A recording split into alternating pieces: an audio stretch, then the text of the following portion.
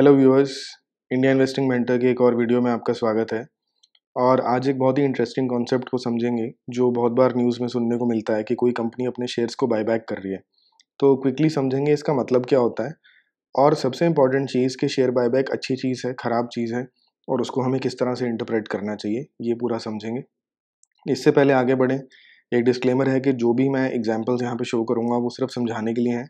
मेरी किसी तरह की कोई बाय सेल रिकमेंडेशन नहीं है, ना मैं सेबी के साथ किसी भी तरीके से रजिस्टर्ड हूँ। तो आप अगर इन्वेस्ट करना चाहते हैं या ट्रेड करना चाहते हैं तो उस रिस्क को समझिए और अपना एनालिसिस करके कीजिए। मेरी कोई भी बाय सेल रिकमेंडेशन यहाँ पे नहीं होगी। तो अगर आप जनरल जाके गूगल करोगे कि शेयर बायबैक्स इन इंडिया, तो मैंने पहले कुछ लिंक्स में से जैसे ये लिंक खोला तो आपको देखने को मिल जाएगा कि यहाँ पे काफ़ी सारी कंपनीज जो हैं लिस्टेड हैं जो 2023 में यानी 2023 में अपने शेयर्स को खरीदने की बात कर रही हैं वापस। तो कंपनीज अपने शेयर्स को पहली बार वापस खरीदती क्यों हैं, इसका सिग्निफिकेंस क्या है और एज इन्वेस्टर्स ये अच्छी चीज़ है, ख़राब चीज़ है, इसका प्राइस पे क्या असर पड़ेगा, वो हम सारा यहाँ पे अब देखेंगे। तो आपको यहाँ पे जो मेन चीज़ समझनी है वो ये कि कोई कंपनी जब इन्वेस्टर्स पैसा लगाते हैं उसमें, तो उनका एक ही पर्पस होता है कि वो अपना पैसा बनाएं, उनको प्रॉफिट हो। तो प्रॉफिट आपका मल्टीपल तरीके से हो सकता है।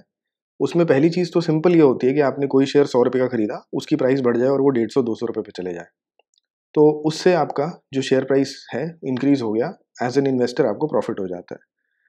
दूसरा तरीका क्या होता है कि जो कंपनी है वो डिविडेंड इशू करती है, तो डिविडेंड आपको एक कैश पेमेंट की फॉर्म में मिलता है।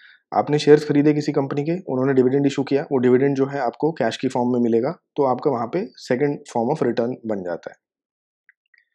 तीसरा जो रिटर्न का तरीका है वो होता है थ्रू बायबैक।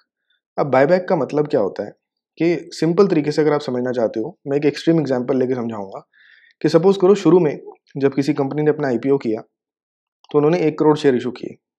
अब आपने 1 करोड़ में से कुछ शेयर खरीदे, तो आपके पास जब आप शेयर परचेज करते हो किसी कंपनी में और कुछ नहीं होता, उस कंपनी की एक बहुत छोटी सी हिस्सेदारी आपके हिस्से में आ जाती है। आप एक छोटे से ओनर बन जाते हो उस कंपनी के। अगर company over a period of time अपने शेयर्स को बायबैक करती रहे और जो 1 करोड़ शेयर इन्होंने शुरू में इशू किए थे उसकी जगह अब इनके सिर्फ 50 लाख शेयर रह जाए, यानी आधे शेयर इन्होंने वापस खरीद लिए, तो उससे होगा क्या? अब क्योंकि आधे शेयर रह गए और आपने तो सेम नंबर ऑफ शेयर्स खरीद रखे हैं, जो आपने पहले खरीदे थे आपके पास वो पूरे शेयर्स अभी भी हैं, तो इसका नेट रिजल्ट ये हो जाएगा कि आपकी जो ओनरशिप है कंपनी में वो आपकी डबल हो जाएगी। तो आपने कुछ नहीं किया, आप कुछ शेयर्स खरीद के एक कंपनी के ओनर बने, एक सर्टेन परसेंटेज के ओनर बन गए, पर क्योंकि कंपनी ने अपने शेयर्स बायबैक कर लिए और सिर्फ आधे शेयर्स अब बाकी बचे हैं, तो आपकी जो ओनरशिप है वो अपने आप से डबल हो गई। तो फ्यूचर में अब जो भी कंपनी डिविडेंड्स इशू करेगी वो आपको ज़्यादा पोर्शन मिलेगा। जो भी कंपनी का ईपीएस होगा, ईपीएस इंक्रीज हो जाएगा, बिकॉज अर्निंग्स जितनी है, अगर शेयर आधे रह गए, सेम अर्निंग्स भी रहें, तो अर्निंग्स पर शेयर तो डबल हो जाती है। तो ये एडवांटेज होता है शेयर बायबैक का। आइडियली जब कोई कंपनी शेयर बायबैक करती है तो शेयर प्राइस ऊपर चल पड़ता है। क्यों? क्योंकि वहां पे ये दिखने में आता है कि अब कंपनी खुद बाय कर रही है अपने शेयर्स, यानी उसमें पहली चीज जो नजर आती है कि मैनेजमेंट को अपनी कंपनी की वैल्यूएशन पे कॉन्फिडेंस है कि शेयर्स जो है वो चीप पे ट्रेड कर रहे हैं और इस वजह से कंपनी की मैनेजमेंट बाय कर रही है। दूसरा, ऑब्वियस सी एक बात है कि जब कंपनी शेयर्स खरीदती है तो वो 1,000, 2,000, 50,000, लाख रुपए के शेयर्स नहीं खरीदती। बायबैक्स जो होते हैं बड़े अमाउंट्स पे होते हैं, जैसे कि 5,000 करोड़, 2,000 करोड़, 300 करोड़, डिपेंडिंग की कंपनी का मार्केट कैप कितना है। और ये सिग्निफिकेंट बायबैक अमाउंट अगर होता है तो उतना बाइंग प्रेशर जो है वो शेयर पे आ जाता है। तो सप्लाई डिमांड का जो डेली का जिसकी वजह से प्राइस मूवमेंट ऊपर जाती है नीचे जाती है, उसमें आप एक खुद एक बायर्स को लेके आ रहे हो, खुद कंपनी बायर बन रही है अपने शेयर्स की, तो वहां पे बाय प्रेशर बढ़ेगा जिसकी वजह से प्राइस फिर से ऊपर जाएगी। पर अब हमें एज इन्वेस्टर्स जो समझना है ज़रूरी, वो ये कि हमेशा शेयर बायबैक जो होता है वो अच्छा नहीं होता है। और वो क्यों नहीं होता वो मैं आपको एक एग्जांपल से समझाऊंगा। अब हम राजेश एक्सपोर्ट्स का एग्जांपल यहाँ पे लेके चलते हैं, क्योंकि ये स्टॉक जो है ये अंडर वैल्यूड चल रहा है इस वक्त, और अगर इसके 5 साल के चार्ट को हम देखते हैं तो इसने प्राइस में काफ़ी फ्लक्चुएशन दिखाया है। यानी ये स्टॉक ऑलमोस्ट 950 रुपये तक भी गया है और निचली साइड पे ये 470 480 तक भी नीचे जा चुका है। तो इसका मतलब क्या है कि यहाँ पे ये स्टॉक प्राइस डबल भी हो चुका है और हाफ भी उस पर आ चुका है। तो हम इसको सिंप्लीफाई करने के लिए कह लेते हैं कि चलो इसने 1,000 रुपीज़ का हाई बनाया है और एक्चुअली 1030 का इसने हाई बनाया है, और लो जो है मान के चलते हैं कि 1000 का इसने हाई बनाया और लो इसने 500 का बनाया है, ताकि हमारी एक्सप्लेनेशन सिंपल हो जाए। तो अब अगर इस कंपनी के मैनेजमेंट सपोज कीजिए कि डिसाइड करती है कि हम अपने शेयर्स बायबैक करेंगे, तो पहली बात, जब वो शेयर्स को बायबैक कर रहे हैं तो वो पैसा कहाँ से आ रहा है? वो पैसा आता है इनकी रिजर्व्स में से।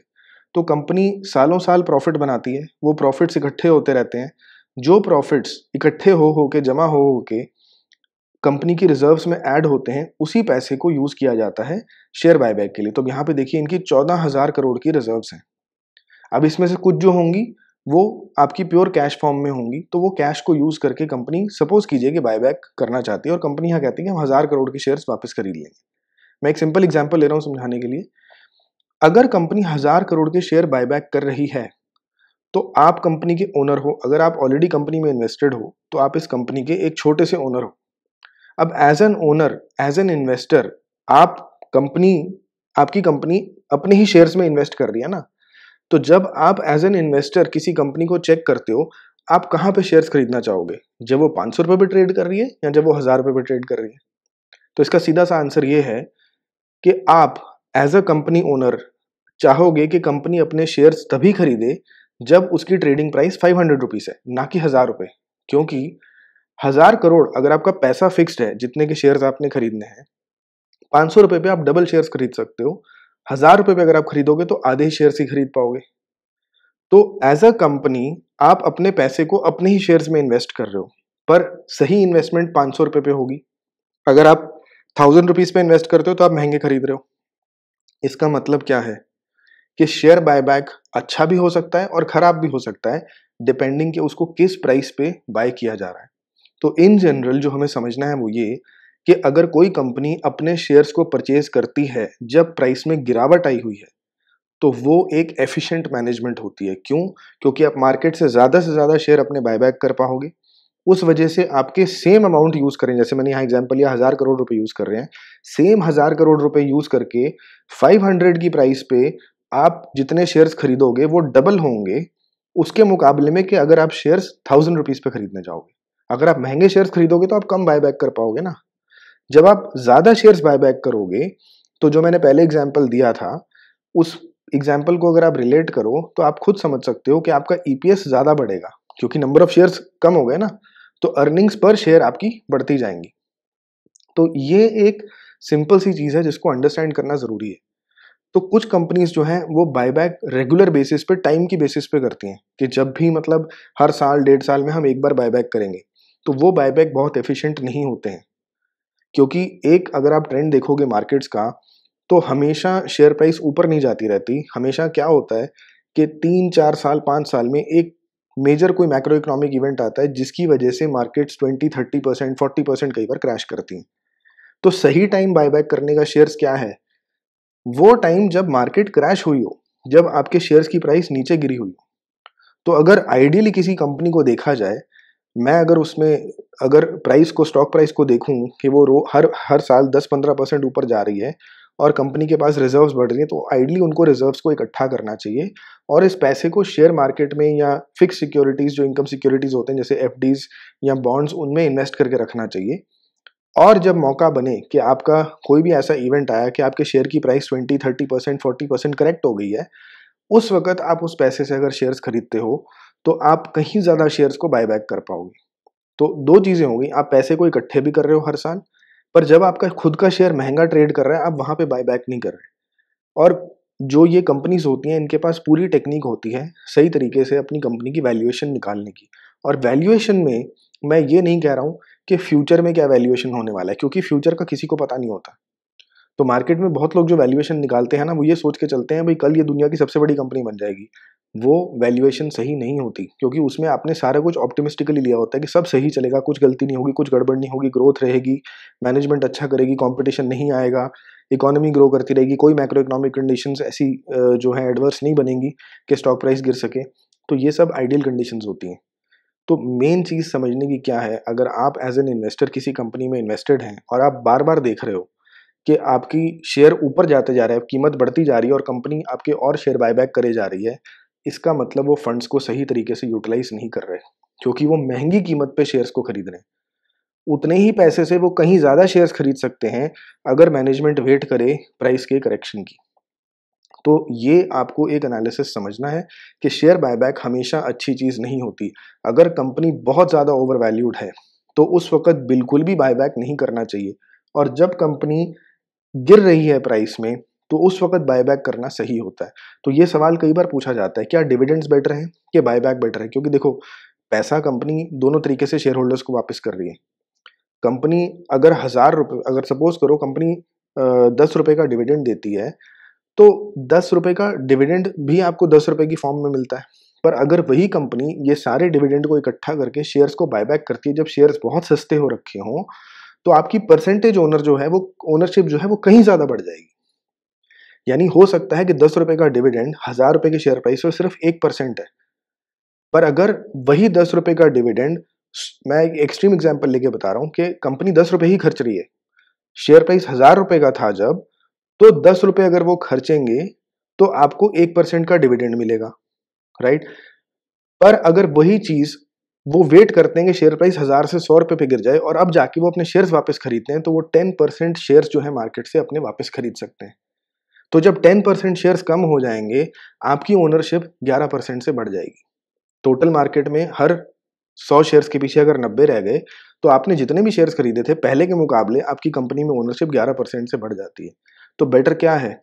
वो ₹1000 पे 1% का डिविडेंड लेना या वेट करना कंपनी का कि शेयर प्राइस 100 पे आ जाए और अब हम 10% शेयर्स ही अपने बायबैक कर लेते हैं। हम अपने इन्वेस्टर्स की ओनरशिप 11% से बढ़ा देते हैं। तो खर्चा कंपनी का दोनों केसेस में सेम है। ₹10 का ही खर्चा है। पर वो किस स्टॉक प्राइस पे खर्चा किया जा रहा है, वो मैटर करता है। तो आपको ये चीज़ क्लियरली समझनी है कि अगर कंपनी सेम पैसा खर्चना चाह रही है, यानी कि जैसे मैंने एग्ज़ाम्पल लिया अभी कि कंपनी ₹10 खर्चना चाह रही है, पर वो ₹1000 पे शेयर्स को बायबैक करती है, तो कंपनी अपने 1% शेयर्स बायबैक कर पाएगी। यानी आपकी ओनरशिप जो है, वो बहुत कम अमाउंट से बढ़ेगी, 1 पॉइंट समथिंग परसेंट से आपकी ओनरशिप बढ़ जाएगी। व्हेरेas यही कंपनी की मैनेजमेंट अगर वेट करती है प्राइस के क्रैश करने का और सपोजिंग एक एक्सट्रीम एग्जांपल लेके बता रहा हूँ कि प्राइस क्रैश होकर ₹100 पे आ जाती है और तब ये वही ₹10 को खर्चते हैं कि अब हम शेयर्स बायबैक करेंगे, तो उस वक़्त जब शेयर की कीमत ₹100 चल रही है, उसी ₹10 से आप 10% कंपनी के शेयर्स वापस खरीद लोगे। यानी जो एक्जिस्टिंग शेयर होल्डर्स हैं, उनकी जो ओनरशिप है, वो 11% से बढ़ जाएगी। तो बायबैक ऑफ शेयर्स अच्छा भी होता है, बुरा भी होता है। ये मैनेजमेंट के डिसीजन पे डिपेंड करता है कि वो किस कीमत पे बायबैक को लेके आ रहे हैं। अगर कोई भी management under valued company under valued price पे बायबैक करती है, तो वो इन्वेस्टर्स के लिए एक बहुत ही अच्छा डिसीजन है, वो कंपनी के लिए भी बहुत अच्छा डिसीजन है। और अगर कोई मैनेजमेंट ओवर वैल्यूड लेवल पे बायबैक करती है, तो वो कंपनी और इन्वेस्टर्स के लिए बेकार डिसीजन होता है। तो वहाँ से आपको एक बहुत अच्छा आइडिया लग जाएगा कि कंपनी का जो फाइनेंशियल मैनेजमेंट है, वो कैसा है। तो आई होप ये वीडियो आपको पसंद आया होगा। अगर अच्छा लगा तो चैनल को सब्सक्राइब करें और वीडियो को लाइक ज़रूर करें और अपने फैमिली एंड फ्रेंड्स के साथ शेयर ज़रूर करो, क्योंकि ये कॉन्सेप्ट्स बहुत लोग को क्लियर नहीं होते। एक जनरल मिसकंसेप्शन होती है कि शेयर बायबैक हमेशा हर हालत में अच्छा होता है। तो ऐसा नहीं है कि शेयर बायबैक जो है आंख बंद करके हमेशा अच्छा होता है। शेयर बायबैक कंपनी के लिए, कंपनी के लिहाज से, एक इन्वेस्टर के लिहाज से अच्छा है या नहीं, वो डिपेंड करता है कि आप किस प्राइस पे उसको बायबैक कर रहे हो। तो इसके साथ ये वीडियो को एंड करते हैं। आपसे मिलेंगे नेक्स्ट वीडियो में। आपके वक्त के लिए बहुत बहुत धन्यवाद।